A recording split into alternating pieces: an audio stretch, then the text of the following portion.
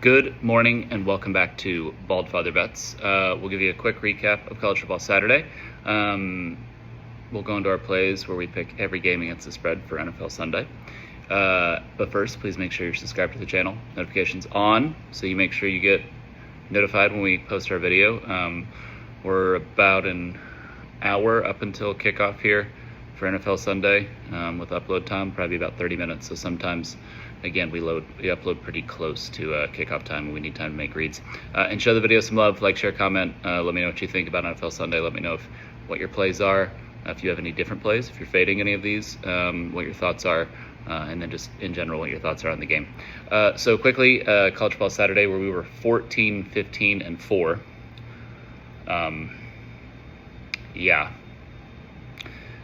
Got 11 units on the win between the 10 units pregame on IU and 1 unit halftime on IU, and still had a losing day. It was only 1 unit losing day, but yep. And then the 4 units on draws. Got probably lucky with Nebraska getting the +3 with that garbage time cover. Well, not cover, but garbage time TD to give us a push, and got about as unlucky as you can get on Auburn getting a safety against them in the final minute of that game to push it to a 7-point game instead of a 5-point game, where we also got, I am not you guys have heard me say this before, when it comes to officiating, it's that stuff usually evens out. That game, it did not even out. That miss on the illegal substitution for OU, where they were faked that guy coming off the field and then he was wide open for a touchdown. That was terrible. The overturned fumble thing, that was really bad. That was a bad day. I mean, even the SEC made a statement, but that's neither here nor there. So in hindsight, IU should have been a 20-unit play. I just don't like doing 20-unit plays that early in the season. 20 units is usually the max that we ever do on something. But I mean, I love that play as much as I've loved anything in the past year. I even named the video after it yesterday. But everything else was terrible. So started out the morning at 0-9. God, that was rough. Clemson is dead. That was just wrong side. We probably got unlucky with SMU. They were covering a good portion of the second half and then gave up a bomb touchdown to TCU. Couldn't do anything when they got the ball back. Gave up another bomb touchdown. That was on the exact same play. It was a slant. That one was tough. Utah, Texas Tech, that was wrong side. I mean, we said going into it, Texas Tech had the better roster, but how much better to overcome playing at Utah in that environment and then to bully Utah the way they did. That was something that was absolutely unexpected. In the noon window, getting 2 pushes and then 1 loss. Tulane obviously didn't have anything, but getting 2 pushes, so still didn't get on the board with a win.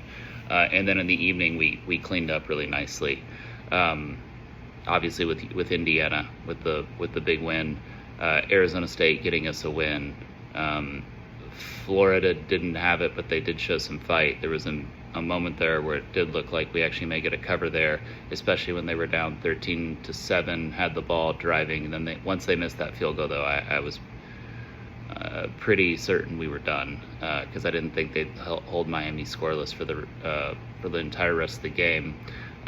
Nice cover for us with Missouri on the second half. Obviously, cover for us with Indiana on the second half, and then the late night game where we had USC -18.5, and Michigan State gets a backdoor cover on a 75-yard touchdown with 2 minutes left. Killer on that one as well. So, and especially in a game where USC outrushed them like 300 yards to under 100 yards, you would expect to get a cover. But that is okay. We move on. So 14 and 15 on the day, bringing us to 71, 74, and 13 on the year. Let's get into the positive column today with NFL Sunday. We will have more info, more thoughts in depth on college football status in our Tuesday video with our week 4 final thoughts for college football. So NFL Sunday, some of these plays we've already given out. Some of them are brand new. We're just going to run through them. That way we can get them out to you as quick as possible. So we have the Rams +4 for 3 units against the Eagles. I'm very curious to see how the NFL officiates the tush push today, given some of the discussions about it and talking about being tighter when it comes to neutral zone infractions by the center, as well as false starts by the Eagles offensive line. That is a big, if that truly is what they're going to do, that changes that play for the Eagles. And the Eagles, I mean, they're going to test it early, but they know, like, Sirianni isn't dumb. He knows that. He knows that that's been a big advantage that they've had, where essentially they run an illegal formation almost every single time they run that play. It's just very, very hard to officiate because they're also at the line of scrimmage. But if the ball is here, if this is the line of scrimmage and the ball is here, the center essentially lines up over the line of scrimmage every single time. You can't do that. That's not allowed. That's why centers reach out in order to grab the ball. The Eagles don't do that on the tush push. And also, essentially both their guards get a head start on that play every single time. We'll see. That is a huge change for the Eagles moving forward if the NFL does that. So we like the Rams here, +4 for 3 units. We're taking the Raiders +4 for 1 unit. Hoping for a bounce back here from Geno. That's really the main thing there. We're taking the Patriots +2 for a unit. Again, Steelers as a favorite is something that we rarely take. We almost always fade the Steelers when they are favored, and we're almost always on them when they're an underdog. It is a tale as old as time when it comes to a Mike Tomlin Steelers team. That's just how they have performed historically, and we rarely go against it. We already gave you guys the Titans +5 for a unit. We're adding another unit on the Titans at +6 as we've gotten more line movement in our favor in that game. I think everyone's fallen in love with this Colts team a little too much, but they are a very good team. It's just the Titans have not been terrible. And Cam Ward has shown some nice things in the first 2 weeks. And an 0-2 team, you're going to get a lot of desperation out of that. The Panthers, we're taking it +5 for 2 units. Again, another team at 0-2 who's really shown some nice things, especially at the end of that game against the Cardinals. We like that one for 2 units. We like the Panthers. The Falcons looked good against the Vikings, but they really haven't shown us anything that makes us think that they're a wagon by any means, or that they're going to be, winning games comfortably, blowing teams out, all sorts of things like that. And also, when they lost A.J. Terrell at cornerback, that completely changed the type of defense they were able to play and made them play a lot more zone versus man. And that's a very intense change for them, is the best way I would describe it. They like to play a man style defense with Morris and how he runs his defensive unit. They didn't look as good when they had to go with the zone after Terrell came out, and he is inactive today, so it's not like he's even in an emergency bring him in type situation. We have the Browns +8 for 2 units. Packers have looked like a wagon. We told you guys that we think that they're top 3 power rated in the NFL. We have them top 3 power rated in the NFL, but that's too many points playing in Cleveland against a Browns team that also has not been terrible by any means at all. We'll see how Flacco looks today. They were covering for a good portion of that Ravens game and then got blown out late. Let's see how they respond being 0-2. So very much so in desperation mode. We have the Vikings -2.5 for 2 units against the Bengals in the battle of backup quarterbacks today. Vikings, I actually think you're going to see an offensive boost from them, just because it does not appear that J.J. McCarthy's fully ready yet. He spent the entire season last year rehabbing. Yes, he had the offseason work this year, but he has not looked good. And Carson Wentz is a serviceable backup NFL quarterback. And Kevin McConnell tends to make these quarterbacks look a lot better than they are, and he's throwing to Justin Jefferson. So we like the Vikings here -2.5, and we're doing that one for 2 units. We like the Texans +2 for 2 units. I don't love that one because you guys know I love Trevor Lawrence and the Jaguars. But again, Texans at 0-2, very much so in desperation mode, looking to see CJ Stroud bounce back a little bit from what's been shaky performances for the first 2 weeks. We will also be maybe potentially looking at that one as a halftime play, depending on how it goes.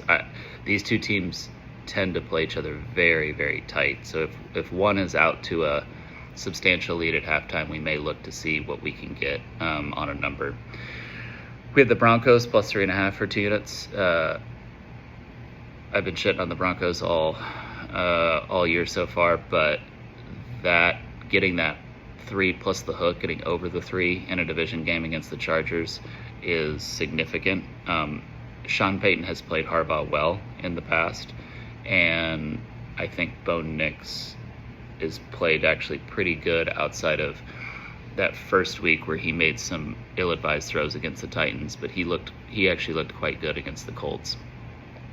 They just got very much so screwed over in officiating by calling that 15-yard personal foul where the Colts were able to then re-kick a 60-yard field goal into a 45-yard field goal for a walk-off to win the game.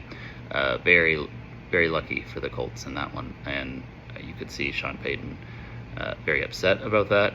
I think you'll see them play quite inspired. We already gave you guys the Saints at plus 8 for 1 unit. We're adding another unit on the Saints plus 7.5.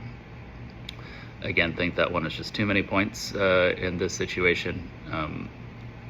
Saints team has not looked great, but you're getting more than a touchdown in an NFL game, and we tend to like that here, especially on a team that's 0-2 in a desperation mode. I think you guys see a theme here with these 0-2 teams. As we go into, we have the Bears plus 1.5 for 2 units as well. Cowboys defense has not really showed an ability to stop anyone, and I think that will continue against a Ben Johnson offense that's looking for a little bit of a breakout. Also a team that got embarrassed last week. Not only are they 0-2, but they were completely embarrassed by the Lions. And Ben Johnson calling out, I think, some of the leaders as well as the coaches with the comment of that they're not practicing like a championship team. And there's a lot to clean up in the Bears organization, so I'm not surprised that's happening, but yeah.